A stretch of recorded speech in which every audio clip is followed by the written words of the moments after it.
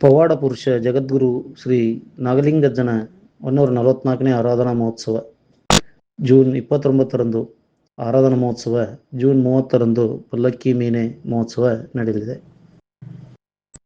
ಧಾರವಾಡ ಜಿಲ್ಲೆಯ ನವಲಗುಂದ ಪಟ್ಟಣದ ಶ್ರೀ ಅಜಾತ ನಾಗಲಿಂಗ ಸ್ವಾಮಿ ಸುಕ್ಷೇತ್ರವಾದ ಹಲವಾರು ಲೀಲೆ ಪವಾಡಗಳಿಂದ ಸದಾ ಭಕ್ತರ ಮನದಲ್ಲಿ ಶಾಶ್ವತವಾಗಿ ಉಳಿದುಕೊಂಡ ಮಹಿಮಾ ಪುರುಷ ಜಗದ್ಗುರು ಶ್ರೀ ಅಜಾತ ನಾಗಲಿಂಗ ಸ್ವಾಮಿಗಳ ಜಾತ್ರೆ ಈ ವರ್ಷ ಜೂನ್ 29ರಂದು 144ನೇ ಆರಾಧನಾ ಮಹೋತ್ಸವ ಹಾಗೂ ಮಜಾರ್ ಪೂಜೆ ನೆರವೇರಲಿದೆ.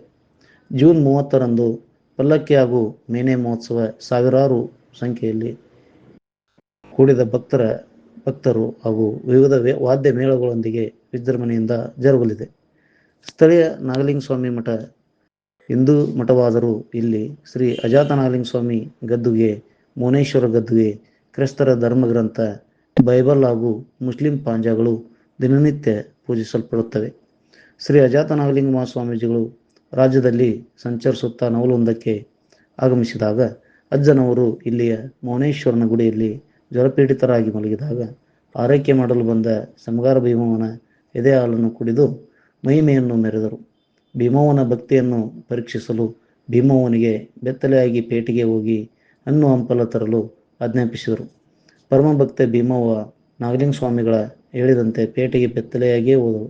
ಆದರೆ ನೋಡುವವರ ಕಣ್ಣಿಗೆ ಮಾತ್ರ ಆಕೆ ಜರದಾರ್ ಪೀತಾಂಬರ ಧರಿಸಿದಂತೆ ಕಂಡು ಬಂದು ಅದೊಂದು ಪವಾಡವಾಗಿ ಭಕ್ತರ ಆಶ್ಚರ್ಯಚಕಿತರಾದರು. ಬ್ರಿಟಿಷರ ಕಾಲದಲ್ಲಿ ತಮ್ಮ ಬೈಬಲ್ ಪ್ರಚಾರ ಮಾಡಲು ಮುಷ್ಟಿಗೇರಿ ಕಾಳಪ್ಪನಿಗೆ ನೀಡಿದ್ದರು. ಗುಡಿಯಲ್ಲಿ ಬೈಬಲ್ ಓದುತ್ತಿದ್ದಾಗ ನಾಗಲಿಂಗ ಸ್ವಾಮಿಗಳು ಆಗಮಿಸಿದ್ದನ್ನು ನೋಡಿ ನಾಗಲಿಂಗಜ್ಜನವರು ಬೈಯುತ್ತಾರೆಂದು ಬೈಬಲನ್ನು ಮುಚ್ಚಿಟ್ಟಿದ್ದರು.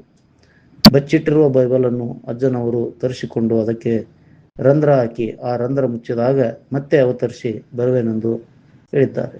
ಇವತ್ತಿಗೂ ಆ ಬೈಬಲ್ ಶ್ರೀ ಮಠದಲ್ಲಿ ಪೂಜೆಯಾಗುತ್ತದೆ. ಸಾರ್ವಜನಿಕರಿಗೆ ಬೈಬಲ್ ನೋಡಬೇಕೆಂದರೆ ಗದ್ದುಗೆ ಪೂಜೆಯ ಮುಂಚಿತವಾಗಿಯೇ ಅದನ್ನು ನೋಡಲು ಲಭ್ಯವಿರುತ್ತದೆ. ಈ ಭಾಗದ ಮಹಾತ್ಮರಾದ ಹೊಸಳ್ಳಿ ಬೂದಿ ಸ್ವಾಮಿಗಳು, ಗರಗದ ಮಡವಾಳಜ್ಜನವರು, ಹುಬ್ಬಳ್ಳಿಯ ಸಿದ್ದಾರೂಢರು, ಶಿಶ್ನಾ ಶರೀಫ್ ಸಾಹೇಬರು ಮೊದಲಾದ ಶರಣರು ಹಾಗೂ ಸಂತ ಮಹಾಪುರುಷರೊಡಗೂಡಿ ಸಾಕಷ್ಟು ಪವಾಡಗಳನ್ನು ಮಾಡಿದ್ದು ಇತಿಹಾಸದ ಪುಟದಲ್ಲಿ ಶಾಶ್ವತವಾಗಿ ಉಳಿದುಕೊಂಡಿದೆ. ಮಠದ ಆವರಣದಲ್ಲಿ ಗವಿ ಇದ್ದು ಪವಾಡ ಪುರುಷ ನಾಗಲಿಂಗಜ್ಜನವರು ಸುರಂಗ ಮಾರ್ಗವಾಗಿ ಗವಿಯಲ್ಲಿ ಸಂಚರಿಸಿ ಸ್ನಾನ, ಧಾರ್ಮಿಕ ಪೂಜೆಗಳನ್ನು ಕೈಗೊಳ್ಳುತ್ತಿದ್ದರು ಎಂಬ ಇತಿಹಾಸದ ಪುರಾವೆಗಳು ಶ್ರೀ ಮಠದಲ್ಲಿ ಲಭ್ಯವಿರುತ್ತವೆ. ಇಂಥ ಹಲವಾರು ಲೀಲೆಗಳನ್ನು ಮಾಡಿದ ಶ್ರೀ ನಾಗಲಿಂಗಜ್ಜನವರು 1881ರಲ್ಲಿ ಜೀವಂತ ಸಮಾಧಿ ಹೊಂದಿದರು.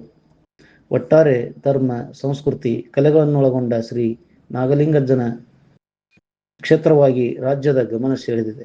ಅಂಥ ಮಹಾಮಹಿಮನ ಆರಾಧನಾ ಮಹೋತ್ಸವ ಲಕ್ಷಾಂತರ ಜನರಿಗೆ ಭಕ್ತಿ ಶ್ರದ್ಧೆಗಳ ಸಮ್ಮಿಲನವಾಗಿದೆ.